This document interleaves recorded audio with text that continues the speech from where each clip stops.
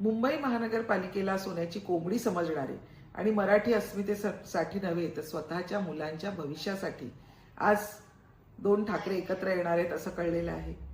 खरं तर आज दुपारी 12 वाजता त्यांची प्रेस कॉन्फरन्स आहे. परंतु येणाऱ्या निवडणुकीमध्ये, येणाऱ्या महानगरपालिकेच्या निवडणुकीमध्ये त्यांचे 12 वाजवल्याशिवाय ही महाराष्ट्राची जनता थांबणार नाहीये. हिंदू हृदय सम्राट बाळासाहेब ठाकरे यांचे हिंदुत्वाचे विचार पुढे घेऊन चालणारी शिवसेना कोण आहे, त्यांच्या मागे महाराष्ट्रातली मराठी जनता कशी ठामपणे उभी आहे, हे आता जी नगरपालिकेची निवडणूक झाली त्यामधल्या निकालांनी दाखवून दिलेलं आहे.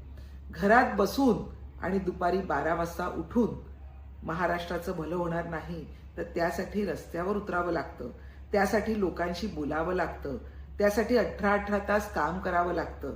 ते माननीय शिंदे साहेब करणार आहेत. एक लक्षात घ्या, 2017ला जेव्हा ह्याच मनसेचे नेते बाळा नांदगावकर तुमच्याकडे आले होते युतीची बोलणी करायला, तेव्हा तुम्ही त्यांना साधी भेट दिली नाहीत.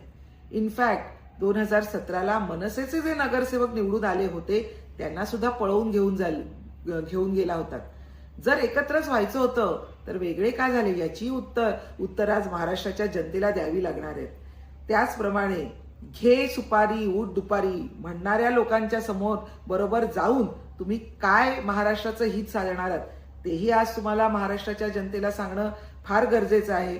आम्ही संपलेल्या पक्षावर बोलत नाही, मग संपलेल्या पक्षाबरोबर युती करायची अपरिहार्यता काय आहे हे सुद्धा तुम्हाला महाराष्ट्राच्या जनतेला सांगावं लागणार आहे. त्याच्यामुळे मराठी माणूस, मराठी जनता, मराठी अस्मिता ही कुठलीही गोष्ट तुमच्यासाठी महत्वाची नाही.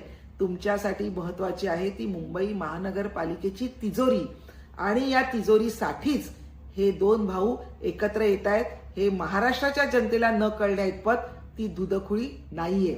मराठी माणसाला मुंबईतून बेघर करण्याचं पाप या उबाठाने केलेलं आहे आणि त्यांना परत आणण्याचं काम ही महायुती करणार आहे.